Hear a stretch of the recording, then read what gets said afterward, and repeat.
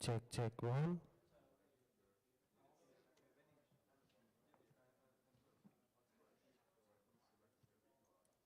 Mic test one.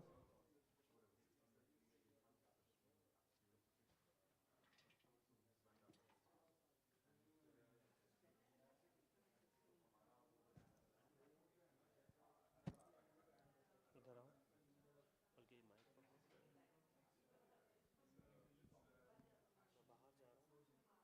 Mic पकड़ो मैं बाहर जा रहा हूँ मेरा बाहर जाने के 5 सेकंड के बाद तुमने बोलना चेक वन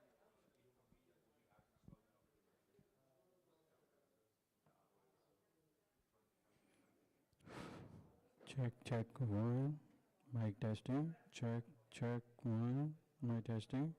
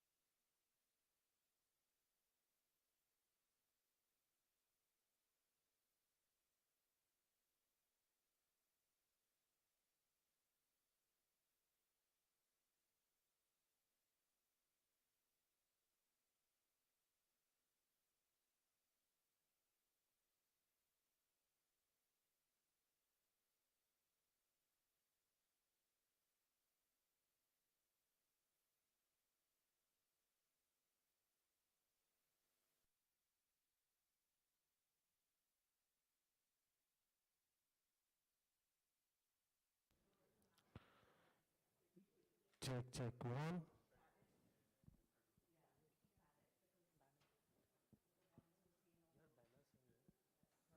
यार बैनर सही है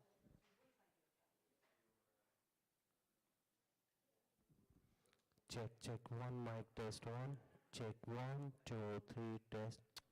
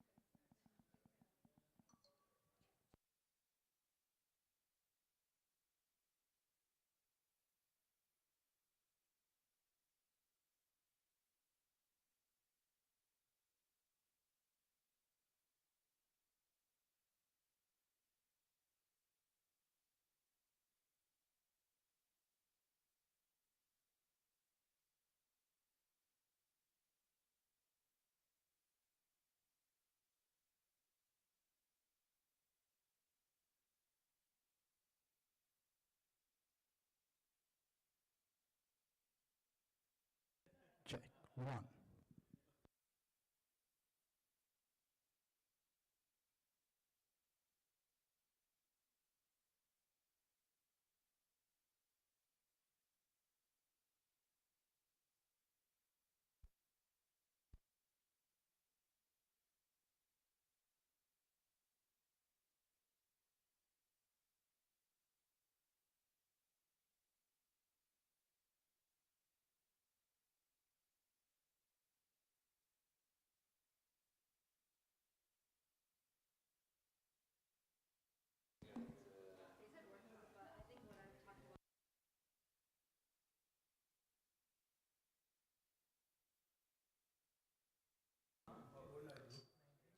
one, check, check, one, test, check, one, one.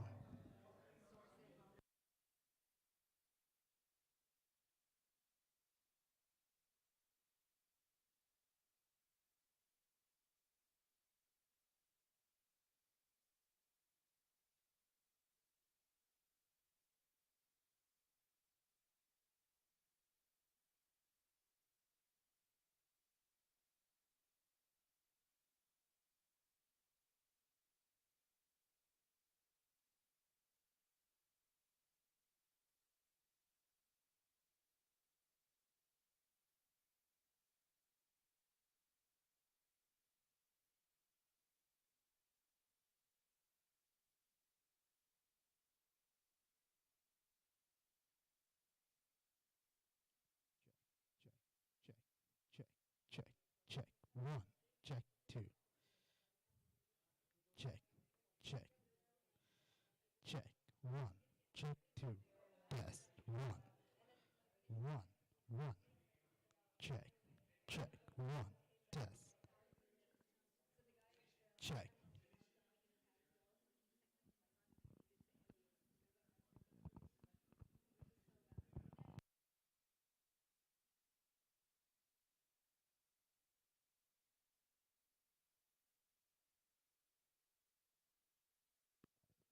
check, one, two,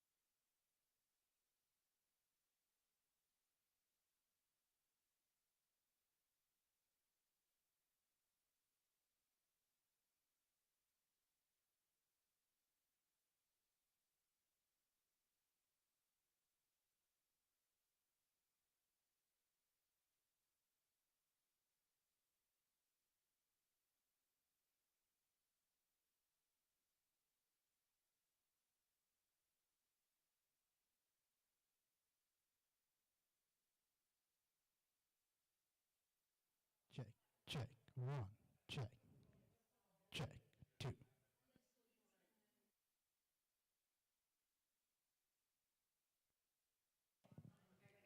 1, 2.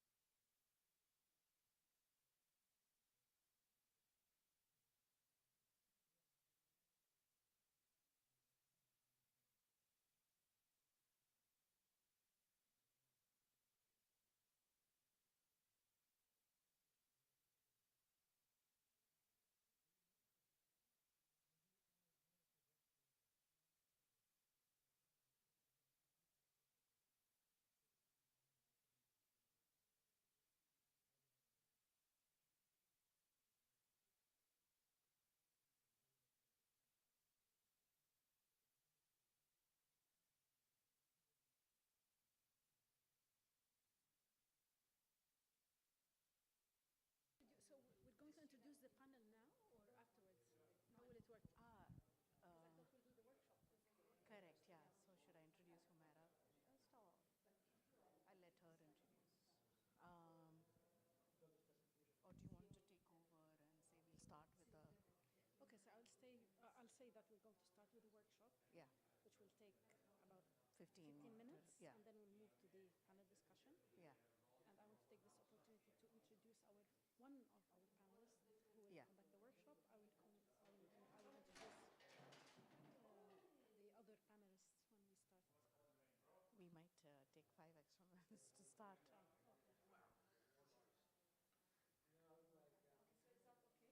So you introduce me, you hand over to me. Yeah. I will say that we're going to start with a short workshop by Humaira, Yeah, and I will introduce her, and I'll say that I will be introducing other panel members once we get to the panel. yeah, Is that okay? yeah. Also, the pre-magic thing. Oh, yeah. Yeah, so It's just, loaded, right? yeah, just stay at the start. Yeah, I'll say that.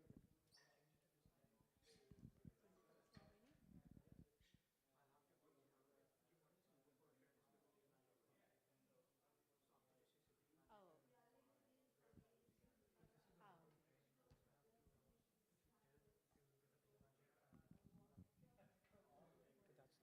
So that's there. So And is the photographer taking pictures now itself? he took, yeah, the green shirt one. Ah, okay, okay.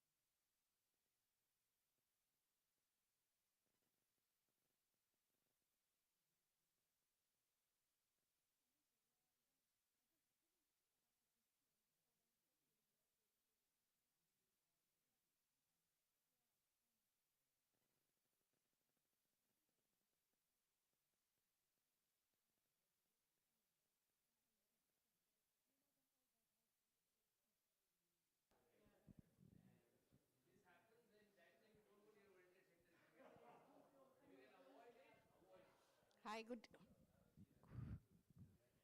good evening. Hope you all networked in the networking time. You always meet interesting people with interesting ideas. You'll surprise yourself even if you come regularly, how you meet. It's really interesting. So always take out the time to meet the people next to you. Anish, let's push the people inside because I think there are a few.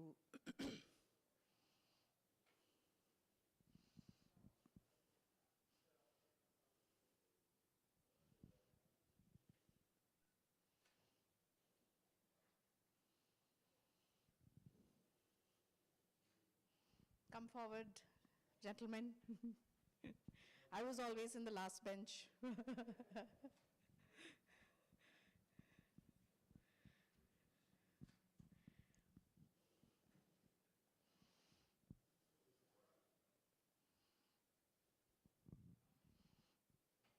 So we'll start. We'll just wait for the others. We won't wait. We'll just let the people who come in. Very, very good evening. Who all have been to COP28? Not too many. I was going to ask, why aren't you at COP28? Because there's so much happening. Very, very good evening to all of you here today. Great to see familiar faces and always the new faces and new founders, new startups. It's always great to connect. I'm Cicely George, the Executive Director of TiE Dubai. It's my absolute pleasure to welcome you to this topic. I think the different perspectives that each panelist is going to bring you is going to give you insights at various stages of your startup, small business, whatever it is. We hope today's session is valuable. We love to take feedback also to know what, as founders, as startups, as scaling businesses, what would really help you. So do share. Whenever you get a survey form, please take the time out to fill it so that we are there to make sure that the topics are helping you. We know logically that without teamwork, even the best ideas and business models are bound to fail. Data further suggests that 18% of startups fall because of team problems.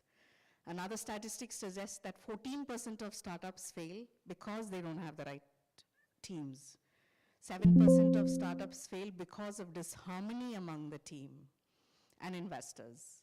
I really hope you find absolute value in this session.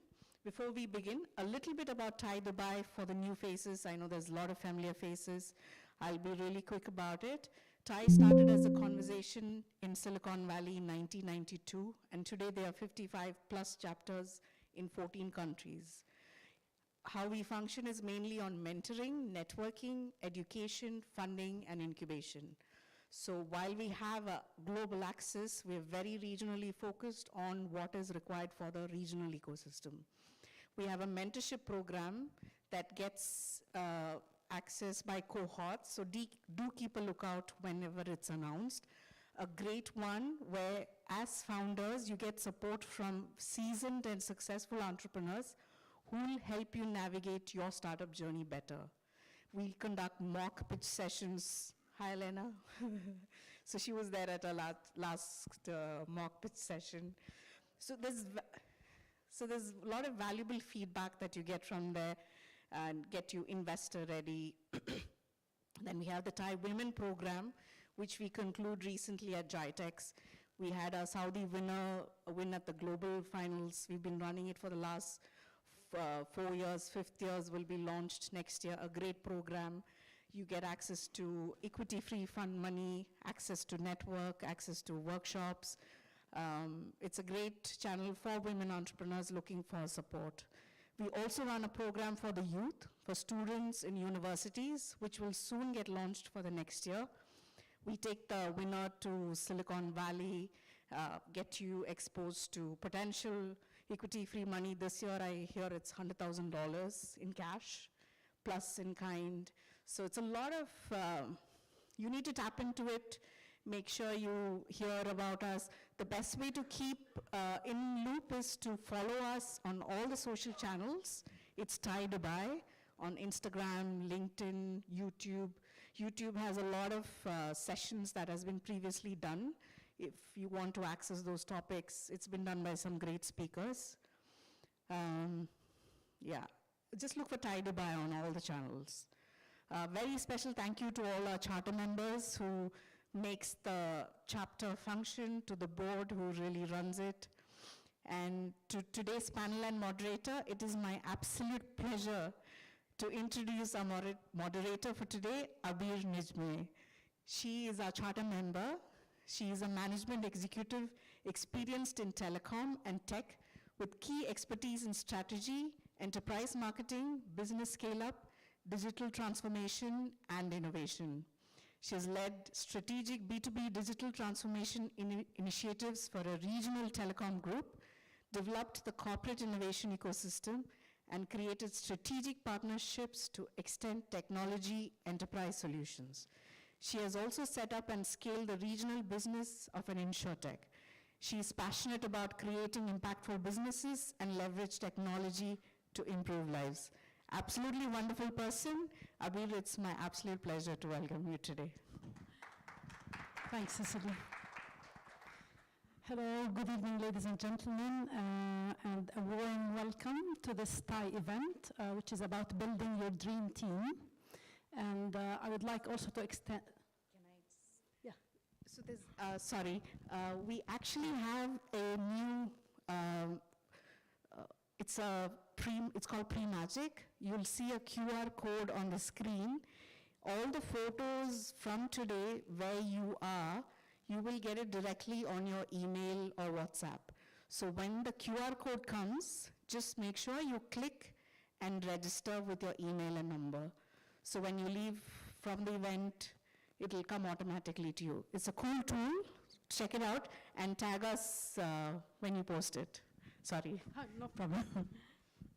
So I would like to extend a special thank you to every one of you, knowing that you had to battle the bad traffic outside, knowing that there are so many events happening in town.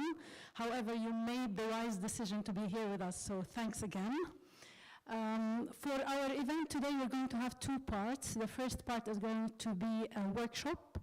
The workshop will be led by Humaira, and then we're going to have a panel discussion.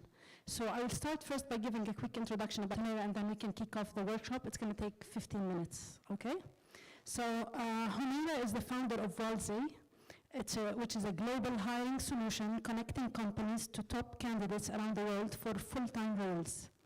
Humaira has a BBA in finance from the City University of New York, and she has been working in the tech space for over 7 years, including 2 exited startups of over $100 million. She is based between Dubai, Riyadh, and New York. Also, an interesting fact about Humaira is that she loves being at home, and I can totally relate to that. Please help me welcoming Humaira. Thank you. I know that's not really an interesting fact, but all right, I spoke to some people here, so I hope this can relate, or at least try and keep it big enough to relate to different industries. So I call it effective hiring. I've worked with companies from startups, governments, large companies all over the world, and there's just some key things that I pulled that would make it a better hiring process for the company and for the candidates. So we'll go into planning, sourcing, interviewing, hiring, onboarding, so the complete cycle of the hiring itself. So for planning, so basically I'm going to look through my notes because I want it to be exactly what I envision saying over here. So basically make a map of milestones that you need and the hires that you need to get there. So there's 2 different things. So when you're busy and you're in the trenches, you're like, we need someone for this project and we need them now. And then you also have a milestone of things that we need to do throughout the year. So the way that you kind of build the team is like you have this long-term vision of, okay, maybe by the end of the year, we need to launch this product. So in our budget and overall, we need 3 data scientists, we need 2 contractors for XYZ, but then all of a sudden you grew faster than you expected. So you should always look at your current and your monthly plan, but also keep in mind your long-term plan just to make sure you don't overhire. We saw a lot of people in the past years, a lot of layoffs happening because people were overhiring. So you have to make sure that we're looking at the long-term trajectory with the current state of the business. And that goes into the budgeting and the timelines as well. So Of course, being able to budget, this is how much we can afford to hire, how much we can afford to pay people. The other thing for planning that a lot of people don't think about is the promotion of your company. So this is something that's ongoing. So there's always these top places to work lists or any kind of PR. So it's always showing that, or whether it's even posting stuff on LinkedIn and having your employees retweet it. I'm going to talk a little bit later on the onboarding side of when you onboard and keep this employee experience. So when they post it on their social media, it just looks like a cool place to work, which will attract higher level candidates to you. So you always want to attract the best and be competitive with people that are in your industry. So to do that, you have to always show that you're a really amazing place to work. So people even pay to be on those lists, best top places to work in Dubai. I'm not for or against it, I'm just saying. All right, and the next thing, sourcing, which is the main thing, that's what we do. And for sourcing, you have obviously the main thing where you create the job descriptions. What we're trying to do with Walsey is that we're trying to change the way that job descriptions are even presented. There's a lot of fluff in job descriptions. We just want to be straight to the point. Now that you have data and AI, you can do very precise matching. So the idea is to use a lot of important keywords. So first you can start off with the skills that you want to hire for. So if it's engineering, it's a little bit easier. When it's marketing and sales, depending on whatever your stack is that you're using. So you put like the key skills that they must have, depending on the level. So it's very important to put very keywords, be precise, but you create the job descriptions first. Again, budgets and timeline is not for the employees. When I say sourcing here, it's how much you can afford to either pay job boards, recruiters, how much you can pay to attract this talent. And again, timeline. So do you need this person in 3 months? You need them in 1 month? You have to keep in mind it takes time to hire people as well. Whether that's the process, but also in terms of their notice periods. So you have to keep all of these things in mind. And the sourcing tools to leverage. So we'll talk about that in one of the slides coming up.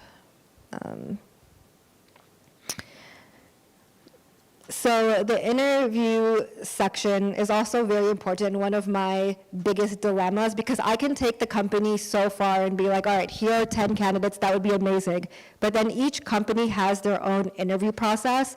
And when I say like most of the time, whether it's small or big companies, it's a big mess. And I have to kind of talk to the companies. This also affects your promotion of employees. So if you reject somebody or you don't show up to a meeting or the interview process is sloppy, people might talk, especially if you're hiring like engineers, and they tell other engineers like, oh, I had like a horrible experience. So that also goes into your bad places to work. So you want to make sure that your interview process is as tight as possible, because this goes into attracting really good talent and also what would fit into your culture needs for the company. So you develop this process first. Who's going to be involved? If there's like 10 people on your team and 3 people are going to be working directly with them, what's the stages? First, it's the section where you have like a little pre-screen section, and then from there you move on to whether it's a technical screen or more of a personality test or whatever, and the final can be meeting with like the head of the company. So whatever the process is, you have to define it and make sure it's the same across the entire company. For instance, there's like the STAR method that Amazon uses, and so a lot of people that leave Amazon and work for other companies, they adopt that method. So you can Google different interview methods and try and go in that. There's like a loop method where it's like there's 3 rounds of interviews, but every interview process should be relatively similar. There was times where, you know, I would be like sitting in on some of the interviews, just like watching, especially at the beginning when I'm getting to know what the client's looking for, and they'll be like doing the interview while they're driving, or just like not show up or show up 10, 15 minutes late, or just reschedule a bunch of times. Or the process is like so messy. So if it's a technical interview, it's just like asking questions on the top of the head, but there's no structure in the interview of like what questions do you want from that person. So even when I say open communication, it's like, one, being able to get back to the candidates in a timely fashion, whether it's for the next round of interview or if you're going to decline them in the process. And then some of the other things that like just make sure you give feedback. You don't have to give exact feedback of why we didn't accept you, but you should always get back to the candidate. So yeah, super important to have a very tight interview process. And this goes for like the entire function of the hiring, because some people will drop out, you might lose good candidates, then you start all from the beginning. And then I do want to talk a little bit more actually about that. So for the interview. This is like the thing that really gets to me the most. Because I think like a lot of companies, whether you're small or large, the interview from the sourcing side to the interview side is where a lot of candidates drop off. It's probably like the highest level of where they drop off. So I just wanted to talk more about just in terms of the process. And at the end, maybe I'll ask you guys to ask me some questions of what the biggest problem is for hiring. And I think because the decision at the end is that, which I've heard from some of you talking here today, is that once you do make the hire, that they just don't work out, you don't like them or vice versa, and they, within 3 months you have to let them go, which is really hard for a company, and sometimes you're paying them and they're not valuable for the company. So the interview process is so important to be able to gauge that, and especially towards the end, like, which I'll talk about in the job offer, of what gave you conviction to hire this person over the last person. So that's why the interview process, the sourcing, yes, you get 20 candidates through the door, but then to interview them to know that they're the right person for this company is going to be ultimately the make or break for this entire process, because then you spend a lot of money on onboarding, training, and then they're not the right fit. And you should have been able to get that during the interview process. So for the job offer, usually up front, it's good to understand what the candidate's requirements are. That's usually where like agencies or these other things come in, or you can ask them what their salary requirements are. Certain places in the world, you can't ask people by law what their salary requirements, but you can like kind of get around that, or you can just give them what your budgets are up front. But it's good to like know everything up front before you even go into an interview process.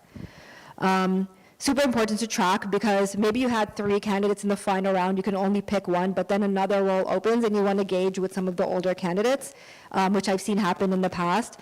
But it's always good to track, or especially if you have multiple people in the interview round, you want to make sure that you know what the last person said about this person, and then that way you guys can have like a very smooth tracking system. The conviction is the thing that I spoke about. Very important to have conviction, or to figure out why you have conviction from this person over the last person. So, and that's one of the things that go back to the first step of like, when you open your job board, when you open the roles, what's your ideal candidate? So when you have your ideal candidate, then you figure out, this is the conviction that gave me this person. And then after you hire them, you can actually track like, okay, this person was an amazing hire and we need more people like this. But what was the reason? So a lot of people in conviction, I've seen different companies do different things, whether that's upfront giving them, actually a lot of companies nowadays is give them their company values and mission. So at an early stage startup, it might be, we need people that will be working here like 7 days a week. It's going to be long, rigorous hours. This is the conviction, this is the ultimately, I guess for startups, everyone knows like that's how the work thing is structured. But for bigger companies, it's like a little bit more laid back. It could just be like our principles, these are our values, we value connectivity with each other, or whatever, I don't know, whatever it is. But you have to give that up front so the person understands. For instance, we have like a very large company currently that we're working with that has small teams within the company. And the small team operates like a startup, but then the person has to know going in, if you enjoy the startup environment because you want to be creative, you want to build and ship fast, you have to understand that you're still going to be tied to a lot of red tape because it's a small team in a larger company. I know IBM or some of these big companies do that. So it's really important to lay that all up front of what's your ideal candidate. And the candidates should also understand the dynamics of the team and the company.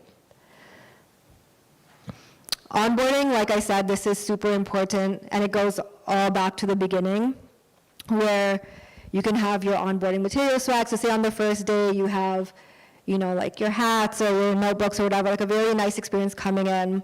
And that, you know, they'll take a picture, they'll send it to their friends, their colleagues, so that helps promote. You don't necessarily have to have that, but there could be a good, just a positive experience from them coming in. For the team introductions, there's like, some people come in, they just start working, they start training them up. But I've seen a lot of companies do this where if it's a smaller company, say less than 15 people, they put a calendar up and then the person can schedule a time on every single person's calendar for 15 minutes to like talk to every single person. Obviously in a bigger company, that's gonna be a little bit trickier, so they do like group lunches where the person can randomly be assigned like 5 members from different teams, and then they all go to a group company paid lunch. So it's just like ways to get to know the team beyond just like getting them in and getting them trained up, to also align with the company culture. And then payroll benefits, there's a ton of tools now that you can leverage, especially in Dubai, whether that's Bayza, the Deal, Oyster, where you can hire remote, you can hire local, you can help relocate very easily. So now there's like a ton of tools that you can just easily be onboarded, but just that's like an easy one. You just have to figure out which tool works best for your company. Yeah, and that's the end of my presentation. If anyone has any questions.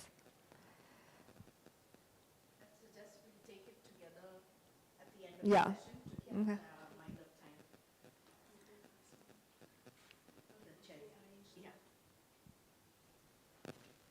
Thank you so much, Humaira. So we'll just set the chairs and we'll have the panel cover the different aspects.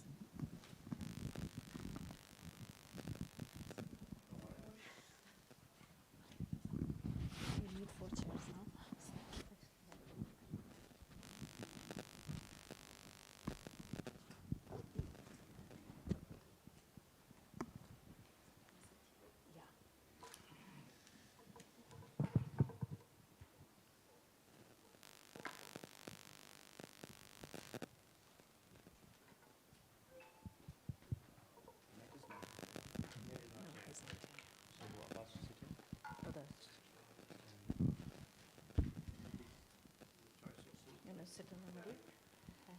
Let's see. There we are. Thank you.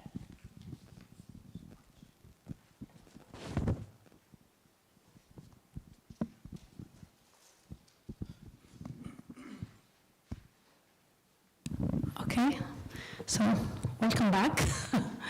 Okay, so we're going to kick off with our panel discussion. So over the next half an hour or so, we're going to be diving into some topics that are related to identifying, attracting, and onboarding the right talent. And we're going to do this in an engaging conversation with our panelists, whom I will be introducing shortly. And after that, we will leave the floor for your questions. So please be prepared. Take advantage of this opportunity to either challenge or to clarify any ideas that you have which are related to our topic. To start with, I would like to introduce our two panel members, since we've already introduced Humaira. So I'll start with Abbas. So Abbas Ali is the Chief Growth Officer at Task Outsourcing. It's one of the fastest growing and most respected workforce outsourcing companies in the UAE. He has been in the UAE staffing business for more than 16 years, successfully delivering large-scale projects for both national and expat hiring, along with overseeing multi-geography operations spanning GCC and India. One fun fact about Abbas, Abbas has been running one full marathon a year for the last 7 years. Well done, Abbas. Trying. That is high. Okay. I would like also to introduce Haninder. Haninder Pal is he's a seasoned entrepreneur. He's a co-founder of Strategy Connect. Haninder has been, he began his career advising Fortune 100 enterprises at Booz & Company. And in 2014, he moved to the Middle East, leading strategy for a high-growth e-commerce venture. He then founded Strategy Connect in 2017. So Strategy Connect has since scaled to 10,000 plus independent knowledge workers, serving prominent entities in the MENA region. Apart from his entrepreneurial passions, Haninder loves sports, volleyball, cricket, running, kayaking, to name a few. And he has in the past represented inter- and inter-university teams. Surely something that we cannot beat. Okay, great. So we were supposed to have another panel member with us today, Ned, who unfortunately is down with COVID. So he sends his regards and apologies. I would still like to give a quick introduction about Ned, and I'll explain to you the reason for that. So Ned Jarudi, he's a managing partner at Lancor. He specializes in executive and board searches for scale-ups and expanding multinationals. Ned has 25 plus years of experience, during which he assumed senior and leadership roles across the Middle East, Europe, and Africa, working at startups, as well as corporate corporates, including AWS, Intel, and Expo 2020 Dubai. Ned has launched NEMA's first international incubator. He also has remarkable contributions to tech and innovation boards. An interesting fact about Ned as well, since he's not here, in the early 2000s, Ned was moonlighting as a radio show host in Dubai. The show was called Ned to the Net. And it was about how the internet would change our lives when it comes to e-commerce, e-banking, e-health, e-education, and so on. Surely I didn't want to miss this fact about Ned. So the reason I wanted to make sure that I do introduce Ned is that Ned is specialized in the attracting C-suite talent into startups. And since he's not here, I highly encourage you to check out his post on LinkedIn, which is called "Can Corporate Executives Make the Jump to Startups?" So if any of you are founders or are looking to hire their top their leadership talent, I would advise you to have a word with Ned and feel free to connect with him on LinkedIn. Okay? So here we go. I think we're going to kick off the discussion, and I'm going to start. So just quickly before I ask the first question, we just need to get a quick feel or a sense of our audience.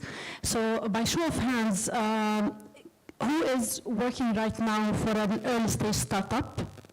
Anyone in the audience who's involved with an early stage startup? Okay, yeah. Okay, anyone working for a growth stage startup? Okay. And anyone coming from the SME or corporate world? All right, okay, that's good. And another quick one also in terms of function, the functions that you represent in your business. So you said there are some founders here in the audience. Is there anyone who's from the CX or GM or the leadership team in their own companies? Okay. Okay, great. And anyone from an HR function? Okay, good. So now we know you better. Okay, let me start with the first question, and I'm going to address my first question to Abbas. So Abbas, what we're seeing is that business leaders have been facing an increasingly unpredictable environment and significant challenges related to the post-pandemic dynamics and to the increasing pressure when it comes to, cost cutting in preparation for the imminent, downturn in the economy. So given this context, and for you being a recruitment professional, what are the emerging trends that you're seeing that are shaping the talent landscape? Thank you. First of all, thank you very much. Thank you for the time team to have me here. So I've been doing recruitment circa about 23 years. Finding talent, deploying talent across variety of industries. And I think startup and the growth startup it's a good, another industry within the last 10, 12 years. So much of action has been happening. So if I look at the landscape, and it's a perfect time, we're closing the year 2023. Same time last year, if you'd asked me this question in 22, I would have said hiring is on fire, everybody's hiring, there's so much of madness, we could not fill the number of roles. Comes Q1 2023, it's like somebody, the speed car is moving, somebody pulled the handbrake and just halted the car at the Sheikh Zayed in the middle of the road. And first 2 quarters has been really, really low in terms of the demand is concerned. I think comes Q4 again, we see the market sliding up, so there is a demand, and what it means for all of us is the good talent finding is going to be slightly more difficult. It's always, I think good talent finding is always difficult, whether the good period or the bad period. I think we see the demand coming back. One trend, especially within the growth and the startup, is thanks to the, should be careful what I say. With the liquidity, cash and interest rate, I think the cash and dealing with cash with the startups and the growth startup has changed over the last year. Like last year when we were hiring and we were doing a lot of work for the client, the offers to a good candidate and a 100% jump and a 90% jump as kind of now sanity has prevailed. People are finding it, okay, listen, I want to be, in fact, the equity and the options are, so cash is becoming king. Tech layoffs, the FANG word which got formed was very interesting, and there's still a talent available from there to pull for good people. There's still a good percentage, a lot of people there. 74% of the graduates still want to work for startup, so that's a good. There are a lot of, 1 out of 3 millennials wants to work for the startup. And between 57 to 74% of people surveyed from the corporate would also like to work for a startup. But of course, the motivation of companies, how they choose, vary from different. And when we talk about the EV business, what the driving factor, but overall, how I see as a recruiter and who have the, like we're like the real estate agents who have the pulse of the market on the property trade. If you look at from the how the human capital has been moving, I think demand is back. Companies are hiring, and good part is even the large corporates are back in the market to hire. That's my on the market. Thanks, Abbas. Any comments? Yeah, please. Yeah, maybe if I may, I think if you guys can hear me. So I think what's also happening like recently is there is so much of shift, which is the kind of talent we need, the kind of skills we need. We all hear about generative AI, we all hear about, other kind of skills that are going around the market. So there's this rapid race of upskilling that also we are experiencing, especially when it comes to tech as a vertical. I think that's another angle where the workforce is figuring things out alongside recruiters. So I think just wanted to add this point, and yeah. That's a good point, actually, because I had a question to Hanina, which is related to, again, AI and generative AI. So we've all been hearing that, the promise of generative AI is that it is going to transform the way companies, find and hire talent. So what is your take on this? Yeah, so it's a really interesting time for AI in recruitment. So recruitment has always been one of the hardest things to do for companies to be able to find talent. And since the pandemic, and especially in emerging markets, they had the opportunity to hire people from all over the world. But then it's like, how do you find the perfect candidate? So if you're sitting in UAE and the perfect candidate is in France, how would you know that? And especially for UAE and Saudi, where they have these Vision 2030 and all these initiatives in terms of bringing top-level talent to the region, it's like, how do you find that top-level talent, and how do those people find these jobs over here, and how do you connect them? So with AI, like I said, there's a big thing of like whether you put certain words in your resume. I think resumes will change completely. So resumes in itself were created by Leonardo da Vinci when he was looking for a job. He just put his skills onto a piece of paper and was like, can you hire me, or I want to work with you. This is like all my background. And that's how resumes were created. And it's just been going on for centuries, but I think resumes are so antiquated, you can't really find, like I said, when it comes to culture fit, now you have all these perks and benefits and things that companies use to attract talent here. So now AI is going to give the opportunity for everyone to find people much faster. So it's very important to like update your LinkedIns, your resumes, your company pages, all of those things that you have online to have keywords to whether it's attract talent or to find jobs.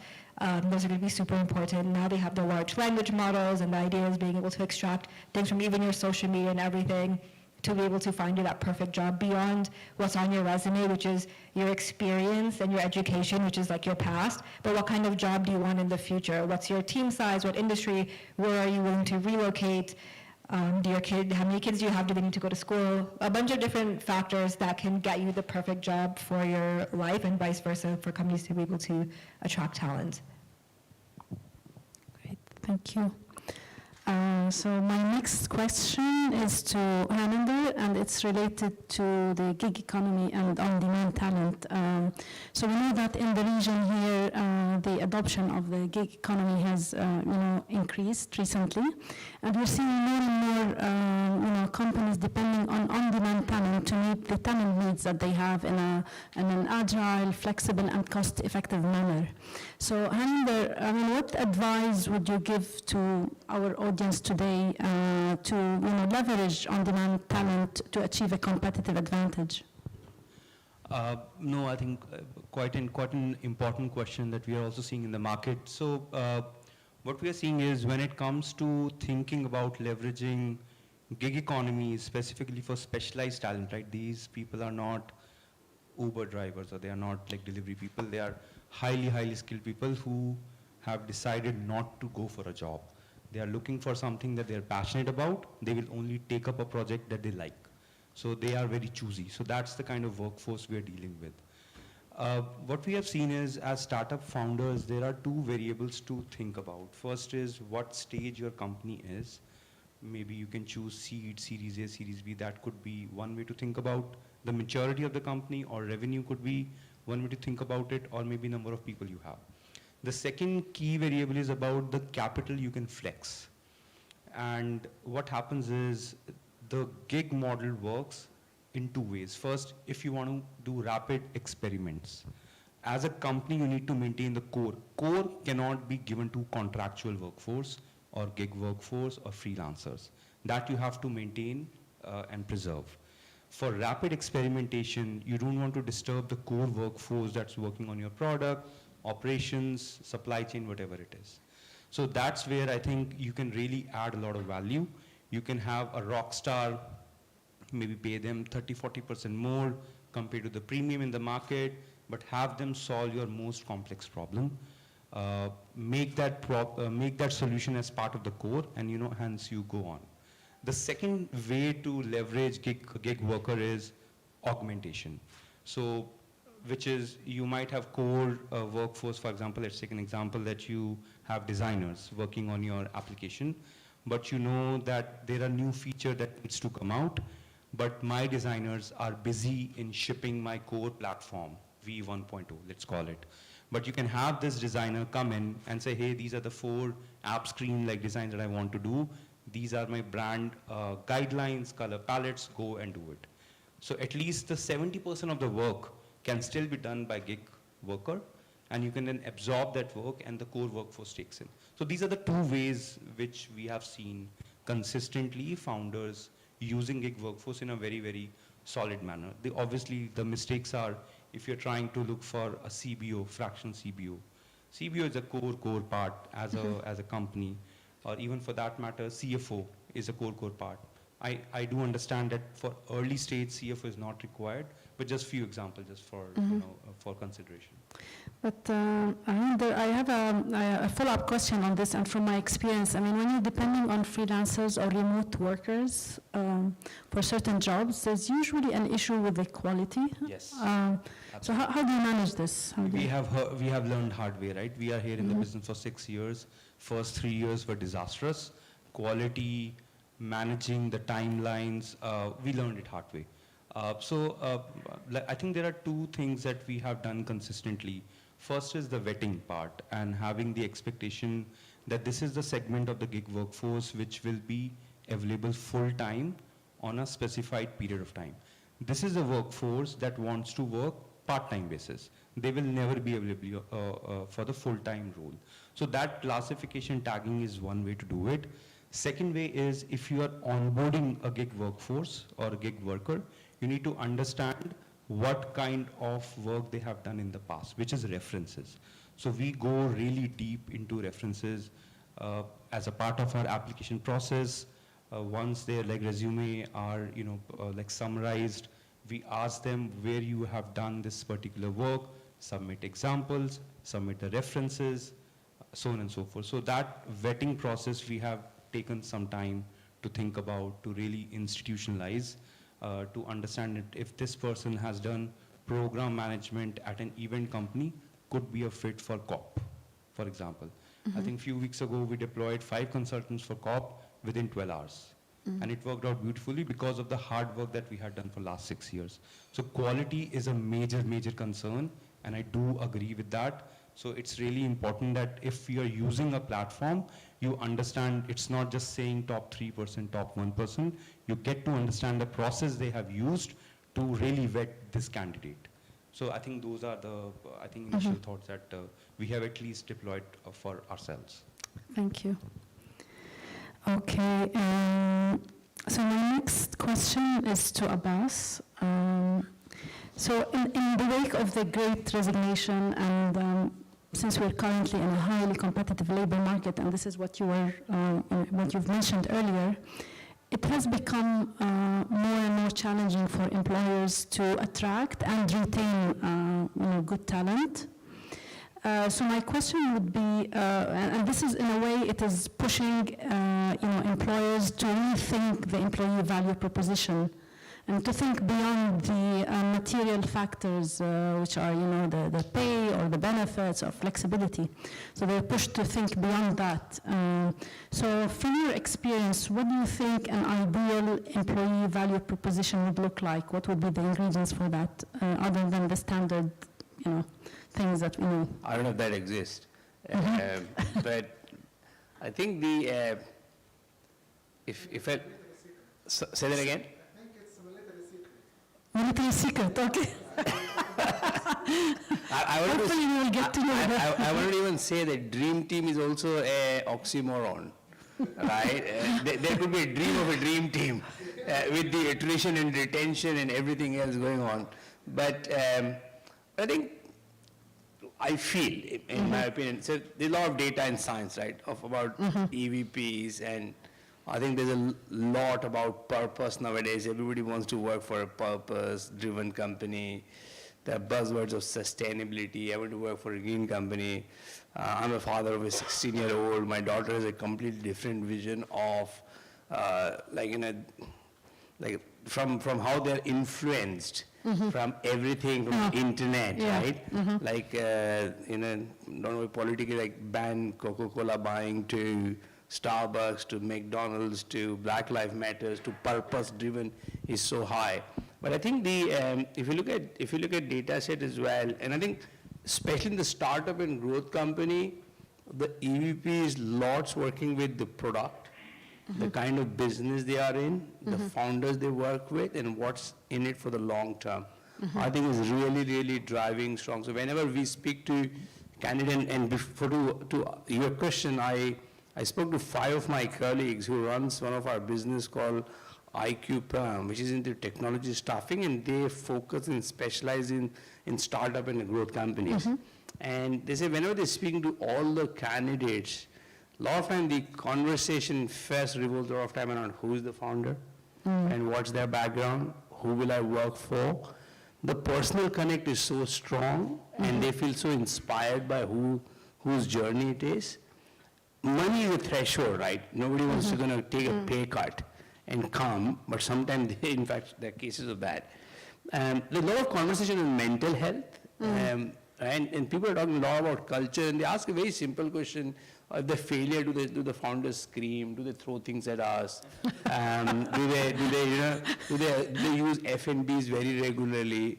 Is it a business conversation, or is it only when they get angry? See, some places this is a very regular business conversation. They're casual about using those words. That's fine. But if it is an abuse, so what I see is that the mental health, engagement, purpose, the founder's dream are becoming a very strong value proposition to articulate. One thing I've definitely seen more of is faking it is not working. So we've seen a lot of organizations who would create fantastic videos and lovely parties and the gala events and the award ceremonies and create a lot of social do's.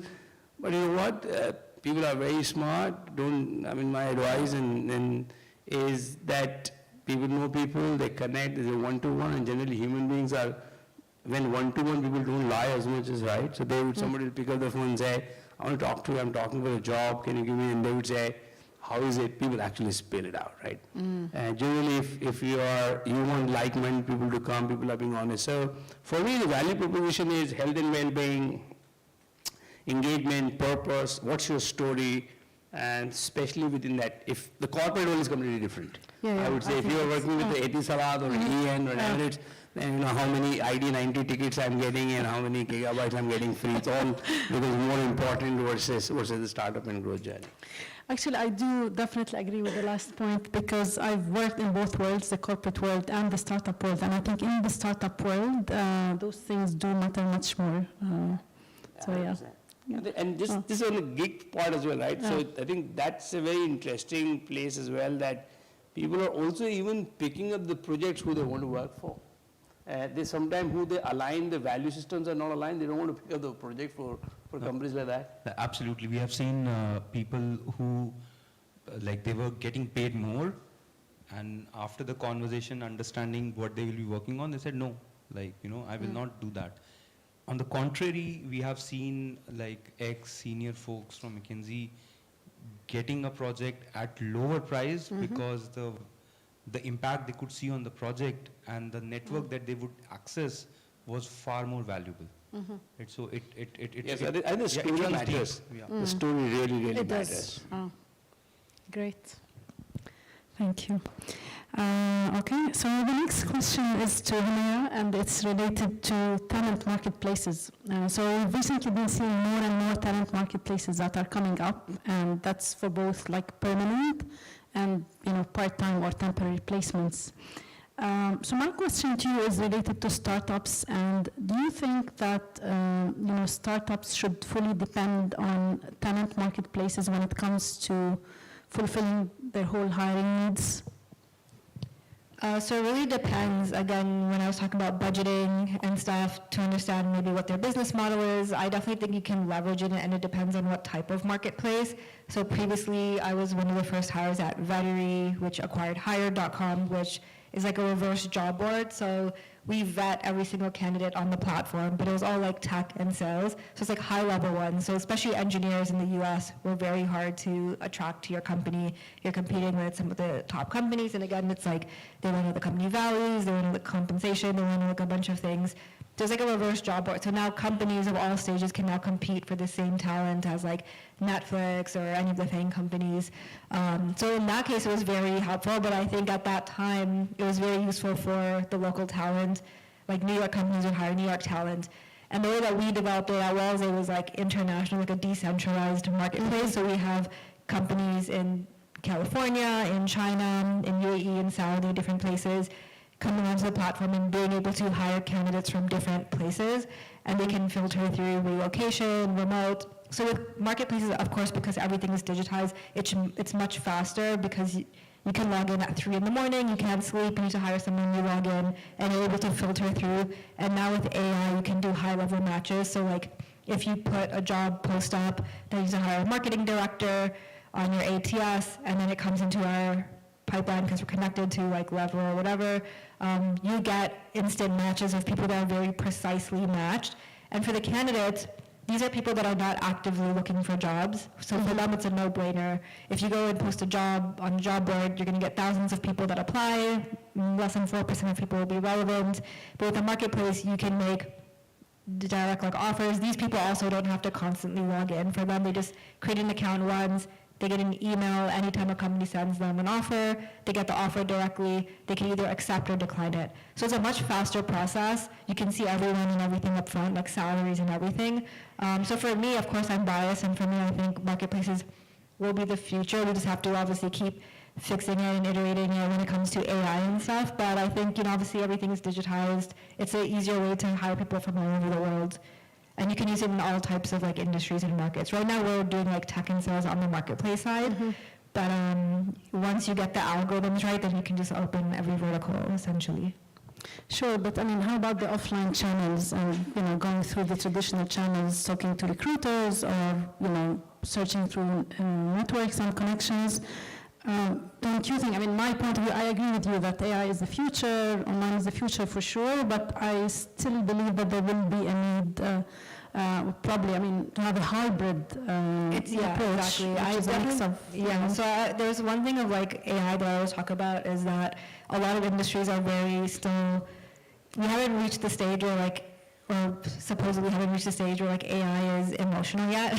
So it's I still feel a lot of industries still need that hybrid model. I even consider accounting one of them, because when I do my taxes, I need someone to understand all the nuances of my life to do it. So even for recruiting, first when we did it, to be honest, we just launched this marketplace, and a lot of people logged in because they had the need for it. But where people were dropping off was that we had to be very customer-centric. So now we're still almost operating like traditional recruiters. It's faster in the process that we can get a lot more candidates and very precise candidates much faster and at a higher level. But then you still have to be part of the entire process on the back end. So like, how did the interview go? Ask the candidate, make sure they're getting the right offers in, like everything. We're still almost operating that. So like, we've solved one part of it with the AI in terms of like the sourcing part. But yeah, I still think because jobs, and even for companies, who you hire and the jobs you take is such an emotional process because you'll be spending most of your life at this company. So it's important to have somebody who understands you emotionally. So I think hybrid is definitely it until like the AI gets more emotions. Yeah, exactly. Thank you. Okay, the next question is to Haninder. So what we've been seeing is, business leaders to cater for the dynamic business needs and to bridge the talent gap that they have, especially when it comes to like special projects or initiatives. They're adopting some innovative models that are becoming, more popular. So from your experience, can you tell us a little bit more about such models? Yeah, absolutely. I think maybe we can dissect the question in two parts, right? First is, if you are a large organization, say public sector or a private organization, typically the way they think about, and I think I'll go back to my first answer, which is experimentation. So they will think of dynamic needs of the business as assembling a team or a band of people who can come in, who can, kind of prototype, test, do the research, make a plan, and then these large organizations can take a call, what to do with this piece, whether to absorb this team or whether to incorporate this with the core or whether to have a team onboarded if the team doesn't want to get absorbed. So that's one model we have seen consistently with private organization or even public sector, and with public sector it's a very, very normal practice. They have so many initiatives going on, they cannot put teams behind each initiative. So they keep experimenting, they keep iterating what the answer is, where the direction lies. So that's one way to think about it. Startups, on the other hand, cannot afford such team to be perennially with them or keep experimenting with such teams. Okay, let's find what could be my product market fit, what could be my financial planning if I keep hiring or whatever, the roadmap is. Over there, what we have seen is founders tend to lean on to an answer of projectizing or productizing. I really like the phrase that you use, because at Strategy Connect we use it, productized offering, where a startup founder, what we also advise is don't hire someone to figure out a particular feature that can increase the conversion. Give a very specific requirement that I want to increase, say for example, my conversion by 5% by fixing A, B, and C, and you have 2-week sprint to do it. So that becomes a very specific ask for a dynamic team to come in, solve for it, and roll out. For example, we have seen 8 to 9 type of projects constituting 80% of the demand that comes from startups. Since our inception, we have worked with more than 150 startups, and bulk of the demand is around, I was like sharing it with someone, help me build my annual operating plan that gives me KPIs for my different functions. You come in 2 weeks, make the model, step out. Over there, you can still use a rock star, someone who comes from, I don't know, BCG background, who has done modeling for a telecom major, and you have a telco product and you can still do it. So those are the different ways where founders have figured out if I can time scope it, fixed price, and I can still get the value of my money. Thank you. Okay, back to Abbas now. And a question related to the UAE entrepreneurial ecosystem. So we know that the UAE has successfully managed to build an exceptional entrepreneurial ecosystem over the last many years, I would say, and it has made the UAE a magnet for founders and entrepreneurs to start up and grow their businesses here. So from a talent perspective, what do you think makes the UAE the place of choice to attract the best talent? Okay, so this is a great question, and so personally, right, and thanks to my job, I've been to more than 60 different countries to hire talent to work for UAE and GCC. And one of my favorite selling pitch to UAE is following. So as I said, I'm the father of a 16-year-old, but over the last 4, 5, 6 years, since I've been hiring since 2010 overseas, I tell them that I'm here on a recruitment trip. I used to travel a lot. My wife asked me and my daughter this name. It's in a weekend. If I call them late in the night, I'm in the London. It's at 10 o'clock. It's 1 in the morning here. And if he asks me and tells me, oh, we just came out from having an ice cream at a gas station, you don't even twitch, you don't say anything, you don't think about it. What are you two doing on the road having an ice cream at 1 in the morning? I would say the sense of security for the family, upbringing, values, ecosystem which this country offers is unparalleled. Then another personal story I say is that my daughter Tasneem studies in IB school. One of our best friend comes from Korea and Uganda, and her teachers are from different. So the cultural amalgamation and the upbringing she is having here, if I was back in India or I was in US, I think it would be very, very different than what she is. So I think human being likes that personal connect. Now in tech ecosystem, sometimes it is challenging when you say I'm a product-led company, I work in product ecosystem, am I sitting out of a Silicon Valley, am I going to be having coffee with a lot of people who are working on a very interesting and talking about variety of products? It has changed a lot over the period of time. And in fact, Saudis right now getting a lot more demand of people who want to go there for the product ecosystem. People want to come here for service ecosystem more because service infrastructure, security, culture, these are more 4 things I see from a candidate ecosystem part of it, which loves UAE. I got the nod, I'm going to shut up. All right, thank you. Okay. Thanks. Thanks a lot for that. Yeah. Yeah. Unfortunately, I have to stop here in the interest of time. So we would like to open the floor now for your questions. So please, we have a mic which will go around, so you can ask your question, and if you can please introduce yourself, and just if you can mention if you want us a specific panel member to address your question. Okay, any questions from the audience? Okay. Okay, I think we covered the topic so well. So while we're waiting, I mean, if you have any questions, I wanted to ask a follow-up question to Humira on the, since you're working, you're involved in relocating talent. So, I mean, how difficult or easy is it to actually relocate talent from other countries to the UAE? Is it complicated? A year ago maybe, but now it's been relatively simpler. A lot of people are willing to move here now, even Saudi. So before, I would say last year, if I posted anything about Saudi on Twitter, I would have like a mob coming after me. And now everyone's like in my DMs, like, how do I get there? Or like, where can we find jobs? So it's been pretty easy now. Like, I think UAE and Saudi have done a very good job at promoting themselves as a place to work and to move and for jobs and for companies to come out here, and also incentivize a lot of companies and people to move here. So yeah, people are relatively willing, even with families and everything, surprisingly, people are willing to come out here. So far, of course, we got a bunch that are not willing to relocate, but if you message like 100 people, you get at least like 60% that are open to it, which is surprising. So it's been easy, and now there's a bunch of tools that can help you. Like I said, there's like these third-party tools that can help with visas and relocation and stuff as well. I mean, only agree. One clear agreement is Saudi has changed. The demand is completely changed. I mean, in fact, even a year back, even from UAE, 2 years back, oh, Saudi, no, do you have anything else? And now literally, could we not, we get people asking us, is there anything in Saudi? In Saudi, yeah. Is That's there a big anything in shift, Saudi? It's a huge shift.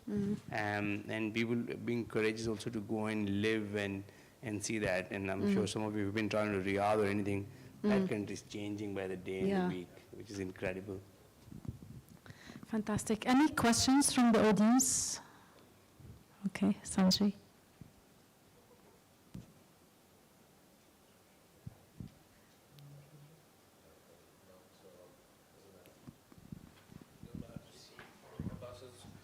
Vikas is not answering any questions. No, I'm happy to answer. Not enough. So, other than being a freezing cold entrepreneur, I wanted to ask you this. You've talked a lot about startups, right? Which is great, but how does a legacy company like mine deal with new hires and the new talent that and it is a struggle keeping them around. You talked about purpose and everything else, but how does a legacy organization communicate that and change that and express that to ensure that they stay? Because right now, what I feel is our organizations they come here, they're very happy to work for 2-3 years, and then they boot off and move somewhere else. But with with an old organization, it's difficult to cater to all their needs as well.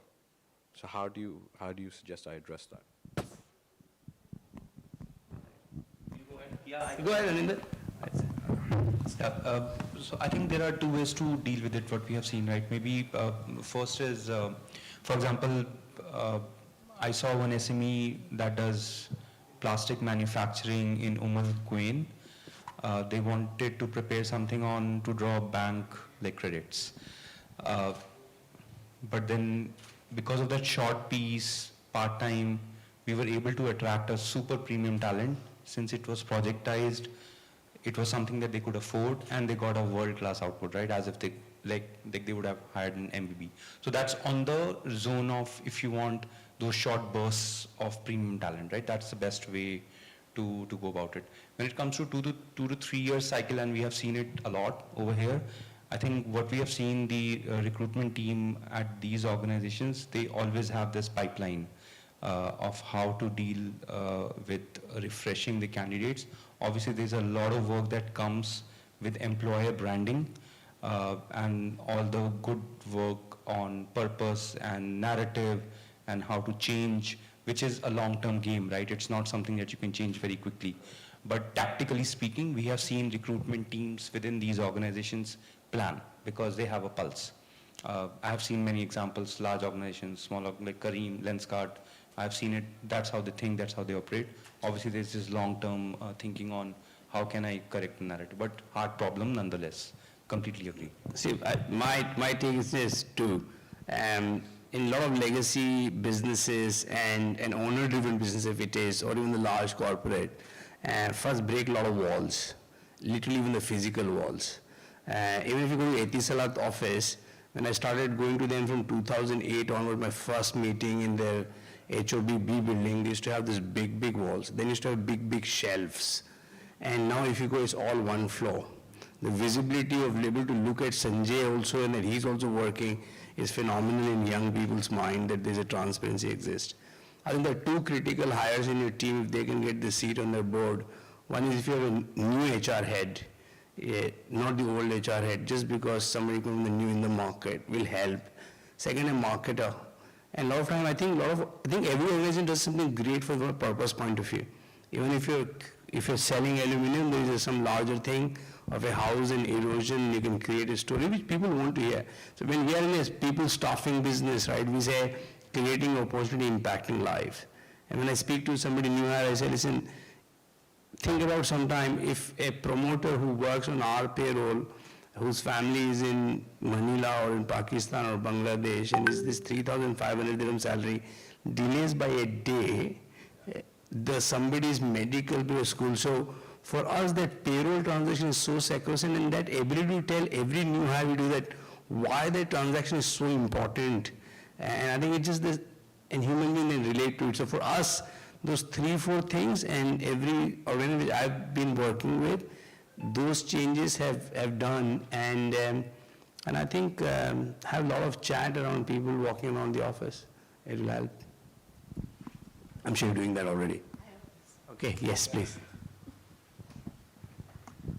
So how important are personality tests, like from a company perspective, and even on AI hiring platforms? Is it used? So I'll let other answer. Personal bias, I'm a big fan of Strength Finder.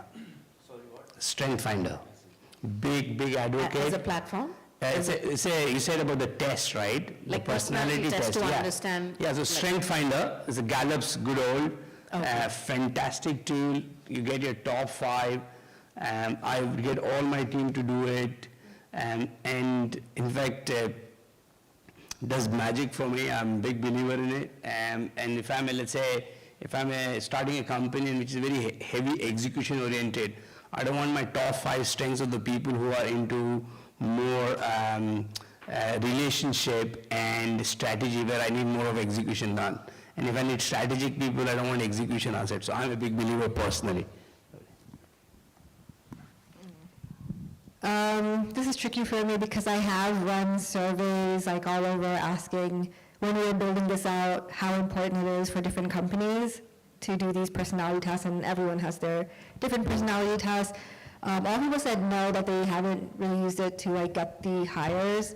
They were trying to figure out which ways we can leverage data beyond, like I said, resumes to figure out people's personality, whether, like I said, just like in terms of culture fit, team size, company size, people that are more preference into startups versus large organizations, and using that data to figure it out personality-wise, but we haven't found one like objective, I guess, like personality test that would fit. So I'm not like a huge believer in it, in that I've, don't know any companies that would make the hire decision based on that. I think, yeah, after you hire, it's definitely could be cool to see like how people are incentivized to maybe keep people in long-term to answer that first question, but so I'm still like on the fence. I'm not 100%. I don't have enough data to to give an answer on that. Maybe just like 30 seconds to this. I think when it comes to personality, it's also depending on what level that employee is entering the organization, employee or a gig worker. If they cross at a certain threshold, then personality becomes extremely important because they then have to deal with people. And dealing with people, you cannot afford to have people who can create chaos or spread negativity. So what we have seen is wherever, at least on our case, the deployments mandated people to have that people side of things or EQ, we do spend some concerted efforts to make sure that that side of candidate is coming out well. And those are done by 2 ways. First is the situational interviews, and second is through reference checks. I know they sound a bit traditional, but I think when it comes to personality, you have to get deeper, and if you have to get deeper, you need to get to the roots of, how this person works, behaves in a certain way. But yeah, so certain situations, people do want those things to be ticked off. Great. Thank you very much. And I think just before we close our discussion, I would like to invite our panelists to share like a final takeaway. From that side. Okay, whoever wants to. Yeah, I can. Since I think there's a good mix of founders, corporate leaders as well, I guess from our perspective, we see recruitment landscape is changing. There are now various ways to onboard people, and I think the best way is to use everything. Someone said hybrid way of approaching recruitment. I think that's the best way for everyone to test out new technologies, new platform, expanded networks. So that will be my takeaway if I have to put myself in your shoes. I would say keep everything organized. I think that's one of the, especially for a startup or even bigger companies as you're scaling your teams, whether that's the whole interview process from the beginning and also after hire, so that everyone knows their career trajectory from the beginning, from when they're hired, these are the opportunities. So everyone always wants to feel like they're growing. So you should always let people know that there's opportunity to grow. That kind of rhymes. I think from a talent point of view, one word, and which is keep it local as well. And if you look at this hall, we don't have Emiratis, we are all expats sitting here. And I think there's a great talent available in local colleges. And since the Emiratization as a rule came in, I've been visiting a lot of campuses within the country. We have hired lots of people. In fact, we launched an app called Falak Tayyib, which is only a platform for Emirati hiring. And I must say, and I'm equally guilty, thinking that the expats only can do a good job, and at variety of skill set, young techies to customer service to everything. I think it's a great potential to be explored. There are even cost advantages, including the Nafis platforms and others. So if you are building a team, please do think to involve and have a participative from Emiratis and local talent as well. Thank you very much for a very insightful conversation.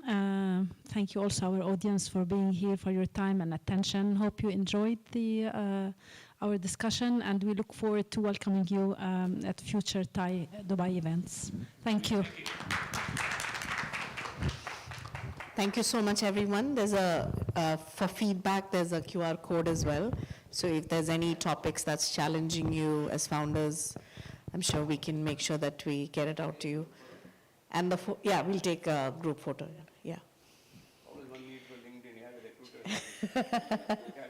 Amazing recruiters. Not have a LinkedIn, like a work hazard. We can take with the whole audience as well. Whatever works for everybody. Give these mementos first. Oh, yes. Yeah. I'll do Those that. can come in the Yeah. photos. I call Sanjay to. Sanjay, like you're forgetting my assignment.